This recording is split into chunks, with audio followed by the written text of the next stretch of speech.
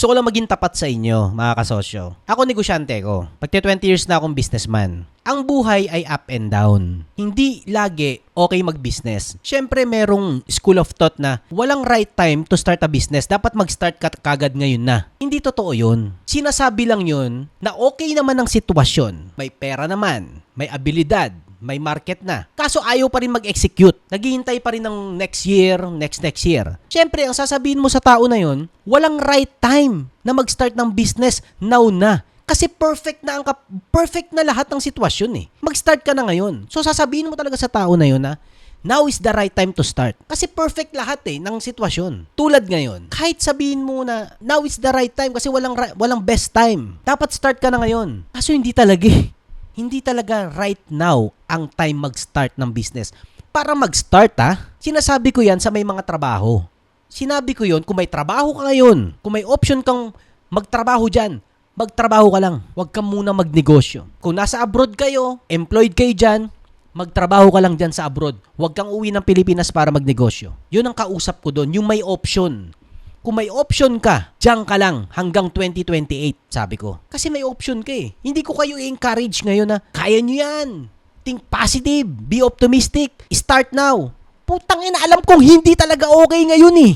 Wala sa sitwasyon, panahon ng problema. Alam nyo kung anong problema ngayon? Puta, pag nagsimula ka ng negosyo, pag sisimula ka pa lang, ubos na utak mo at pera mo. Kasi yung mga nakaposisyon, mga hayop at demonyo talaga. Wala silang paking kung mamamatay ang business mo. Nagsisimula ka pa lang, bibigyan ka ng penalty para masipsip yung pera mo. Sasabihan ka na itong penalty mo, itong kailangan mong bayaran, tatakutin ka, stressing ka. Hindi to sa hindi mo ginalingan eh. Kumikita ka, may pera ka, pero dahil mga impacto yung mga nakaposisyon, wala silang takot na gumawa ng korupsyon. Hindi nyo alam, pati tayo mga negosyante, damay dyan sa korupsyon kasi wala silang takot na takutin ka para kubrahan ka ng pera. Patawang ka ng penalty na sa totoo wala ka naman linabag. Ngayon nyo sabihin na walang proper time. Sige, magnegosyo kayo ngayon. Sige, magnegosyo kayo ngayon. Pero nagiging tapat ako sa inyo.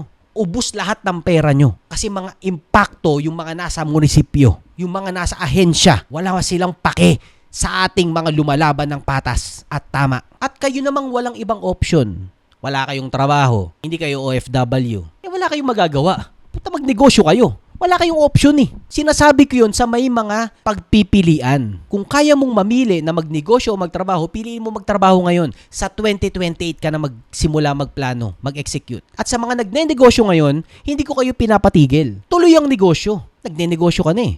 Sinasabi ko yan sa mga magsisimula pa lang, sa mga nag-iisip pa lang. Kung nag-iisip ka pa lang mag-business, huwag ka nang mag-isip muna ngayong mag-business. Magtrabaho ka lang dyan. Hindi ngayon. Sabi ni Mr. Wong Nastic, kung wag muna magparehistro ng business, yun nga yung sinasabi ko din eh. Noon ko pa sinasabi yan, huwag kayo magpaparehistro ng negosyo. Puta, once nagparehistro ka, checkmate ka. Kaso hindi naman pwedeng hindi ka magparehistro forever. Subukan mo muna, walang rehistro, yes. Pero pag once nagparehistro ka, puta, sa sobrang kakurap nila, titignan nila kailan ka nagsimula. Puta, babalikan nila yung perahan ka. Kasi wala nga silang pake. Pag gusto kong hanapan ng mali, pag gusto kong hanapan ng kaso, pag gusto kong hanapan ng penalty, puta, may makikita sa'yo kahit wala kang ginawa, honest to goodness. Kasi sobrang kurap, patay ka talaga. At ako lang ang nagsabi niyan. Sipin nyo, for 10 years na nagbablog ako, sinasabi ko magnegosyo kayo, magnegosyo.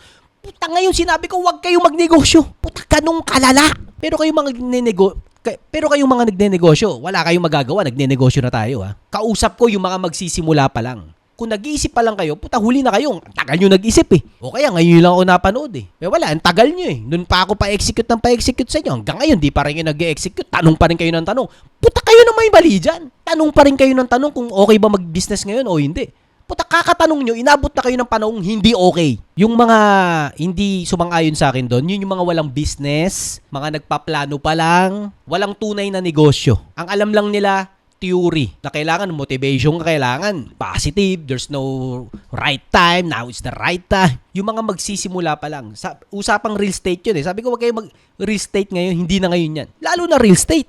Puta, pag nagpatayo ka ng apartment, puta, lahat ng milyon mo ubos sa munisipyo. Ubos sa barangay, ubos sa BIR. Nililigtas ko kayo sa mga demonyo. Ay, sa akin pa kayo galit, bahala kayo sa buhay nyo. Basta yan ang, wala na hindi pa rin kayo nagsisimula kasalanan nyo na yan. Tagal ko na kayong pinagnenegosyo. Ngayong inabot ng kaputapetehan ng ekonomiya, ngayon kayo magbi-business. Hindi naman kayo magsasucceed kagad yan, magkakandalugi-lugi pa tayo dyan. Kaya nyo yun? Kung kaya nyo, sige, go. Pero kung nag-a-ask kayo sa akin, now is not the right time. Sa 2028, tangina, dyan tayo ngayon. May nagtatanong, ano ba meron sa 2028 kasosyong Arvin? Basta. Just watch and learn. May sabi, bakit kasi si Sara na presidente? Basta sa 2028. Hindi nyo naiisip ano yung sinasabi kong meron sa 2028. Wala sa hinagap nyo. Ganun na lang kayo pag narinig nyo. Puta, yung pala yun! Kaya pala 2028 ng 2028 si Kasosyo Arvin. Sa mga nagsasabi, DDS ka kasi 2028.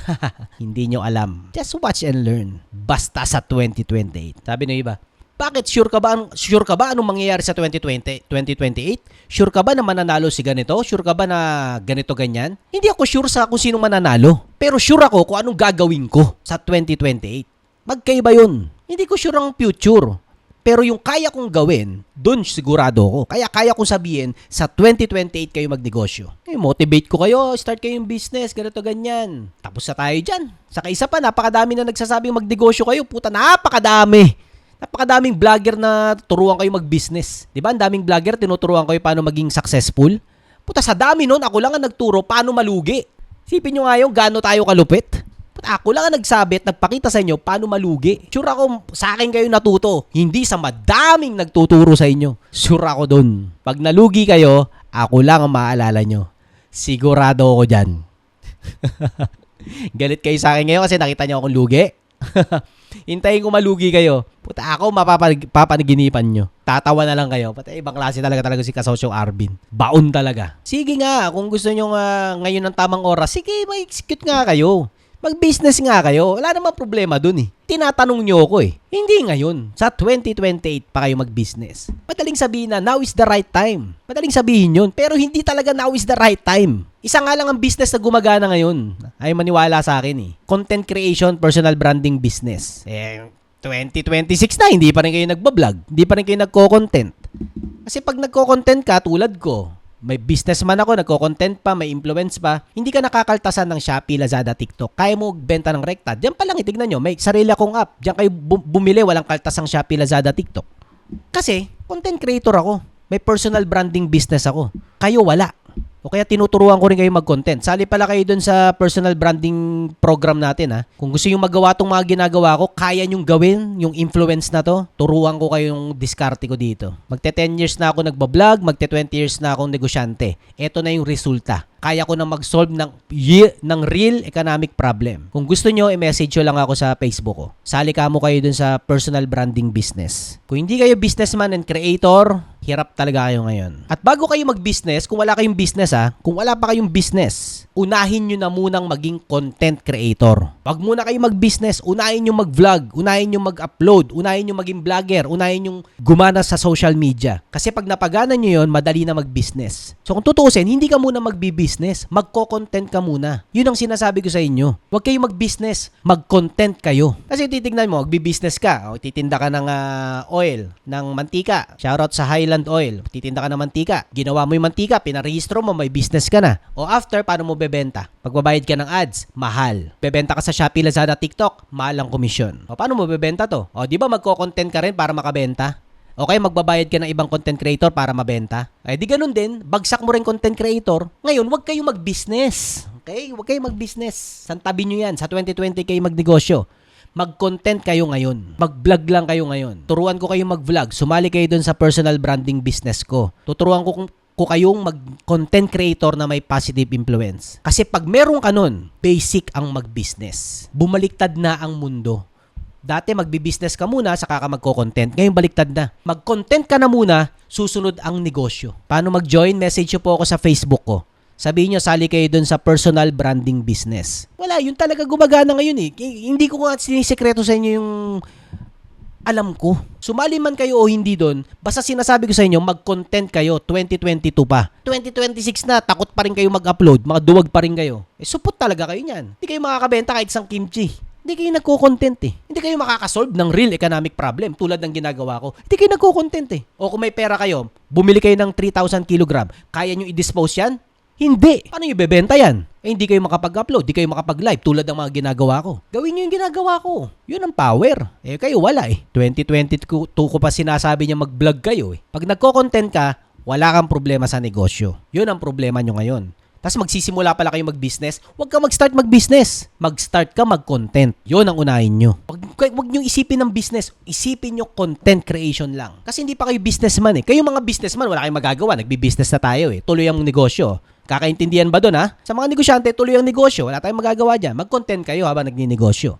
Pero kung wala ka pang negosyo, OFW ka pa rin, huwag ka muna magnegosyo. Magsimula kang mag-content. Unahin mong paandarin ang personal branding business mo. At kung gusto mong mapabilis ang mapagana ang content creation mo, ang personal branding business mo, yung kumikita talaga yung content mo, hindi mo kailangan ng maraming views pero kumikita, sumali ka nga doon sa program ko. Ang titigas ng ulo nyo kung ano-anong program sinasalihan nyo sa content creation, hindi naman pang negosyante yun. Yung program ko pang business.